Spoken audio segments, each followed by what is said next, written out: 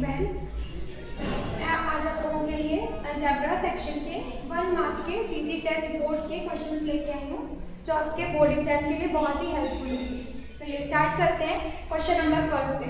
What will be the sum of the zeros of polynomial x² + 10x + 24। यहाँ पे हमको क्या पता होना चाहिए? पहले स्टैंडर्ड फॉर्म ऑफ पॉलिनोमियल।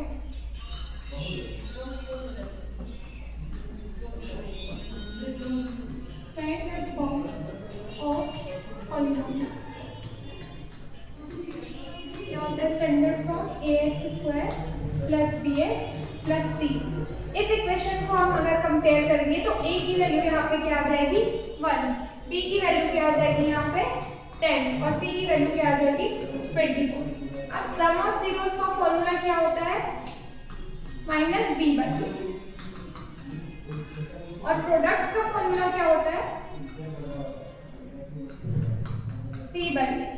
तो यहाँ पे b की वैल्यू क्या दी हुई है? 10। तो सम क्या हो जाएगा? -10/a की वैल्यू क्या दी हुई है? 1। तो हमारा आंसर क्या हो जाएगा? -10। ठीक है, next question. What is the maximum number of zeros of a quadratic polynomial can have? एक quadratic polynomial के कितने मैक्सिमम जीरोस हो सकते हैं? अभी हमने देखा क्या है स्टैंडर्ड फॉर्म क्वाड्रेटिक पॉलिनोमियल का ax² + bx + c। इसकी जो हाईएस्ट पावर है वो कितनी है? 2। इसीलिए इसके जो मैक्सिमम जीरोस जो होते हैं वो डिग्री के बराबर होते हैं। तो मैक्सिमम जीरोस कितने हो जाएंगे यहाँ पे? 2।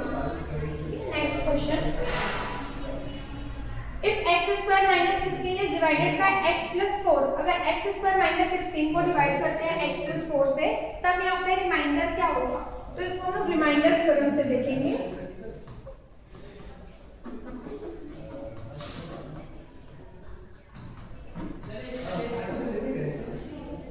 यहाँ पे हम लोग x + 4 की वैल्यू लेंगे, जहाँ पे हमारा a क्या आ जाएगा?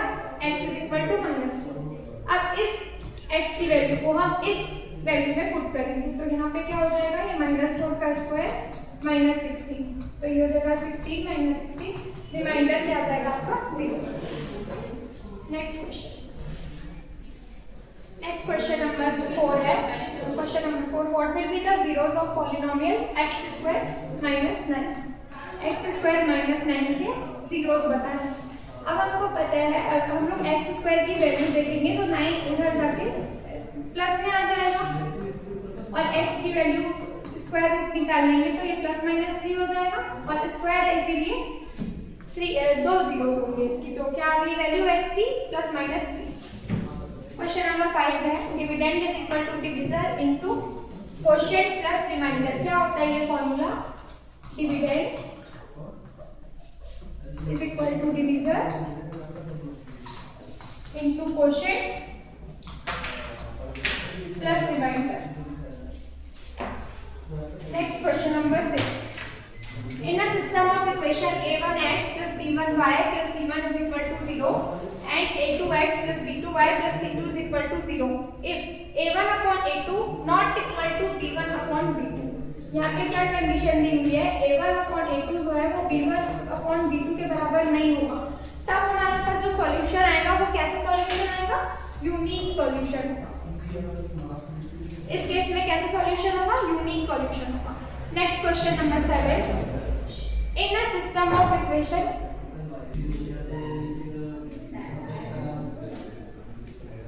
यहाँ पे क्वेश्चन नंबर 7 देखेंगे। In a system of equation a1x + b1y + c1 is equal to 0 and a2x + b2y + c2 is equal to 0। यहाँ पे कंडीशन क्या दी हुई है? a1/a2 equal to b1/b2 but not equal to c1/c2। यानी कि जो कोएफिशिएंट है x का, अगर वो y के कोएफिशिएंट के इक्वल है और कांस्टेंट के कोएफिशिएंट के इक्वल नहीं है, तब हम लोगों को यहाँ पे नो सॉल्यूशन मिलता है।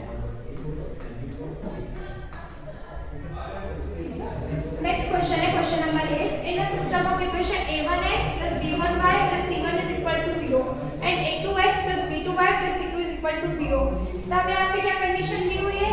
a1/a2 equal to b1/b2 equal to c1/c2। जब तीनों के जो कोएफिशिएंट है वो इक्वल होते हैं तब हमारा जो सॉल्यूशन मिलता है वो मिलता है इनफाइनाइटली मैनी सॉल्यूशन। इसका आंसर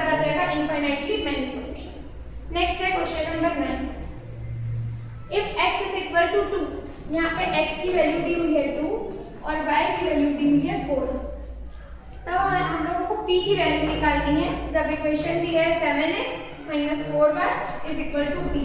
यहाँ पे x की वैल्यू रखेंगे 2 माइनस यहाँ पे y की वैल्यू रखेंगे 4, तो ये हो जाएगा 40 minus 16 is equal to p। p की वैल्यू आ जाएगी -1।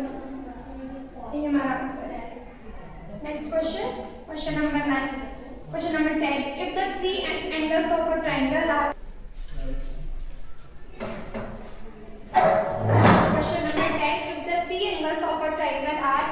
x plus 40, x plus 20 respectively, what will be the value of x? अगर यहाँ पे ट्रायंगल के 3 साइड्स दिए हुए हैं x plus 40, x plus 20, यहाँ पे क्या है formula? Sum of 3 sides of triangle.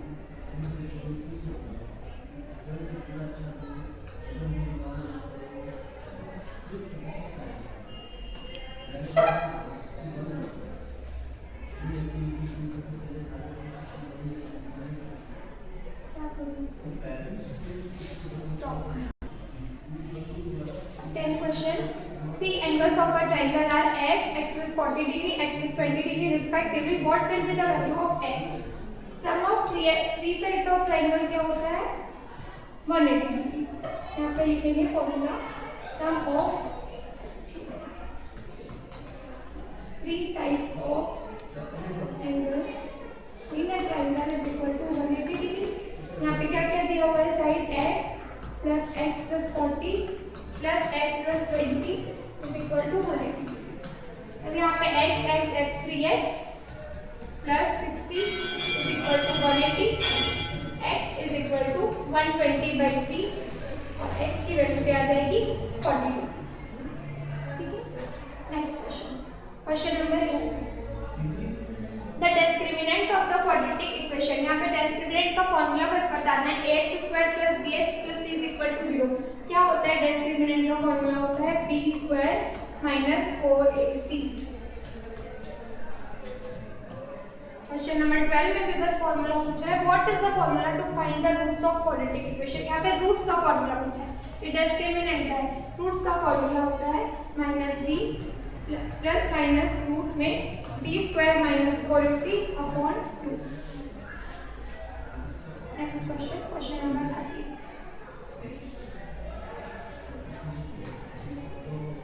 Question number 13 में पूछा है what will be the solution of the quadratic equation x square minus 7x is equal to 0। x square minus 7x is equal to 0। यहाँ पे x common ले लेंगे तो क्या बचेगा? x minus 7 is equal to 0, x is equal to 0 and x is equal to 7। Next question, question number 14। The standard form of a quadratic equation is इसमें standard form पूछा है quadratic equation का ax square plus bx plus c is equal to 0. Next question, question number 15. What will be the product of the roots of equation x square minus 5x minus 24 is equal to 0? Sum का क्या formula था हमारा? minus b by a और product का क्या formula है? c by a। तो यहाँ पे प्रोडक्ट पूछा है, आपको इस क्वेश्चन में सम पूछा था, तो प्रोडक्ट के लिए क्या दिया equation? x square minus 5x minus 24, जहाँ पे ax square plus bx plus c, a की वैल्यू क्या है यहाँ पे 1, b के लिए क्या वैल्यू है -5 और c के लिए है -24। प्रोडक्ट का निकालना है तो क्या होता है फॉर्मूला? c बाई, तो ये हो जाएगा आपका -24/1, आंसर आ जाएगा -24। Question number 16. What will be the arithmetic mean of 12 and -12? 12 और -12 का arithmetic mean क्या होगा?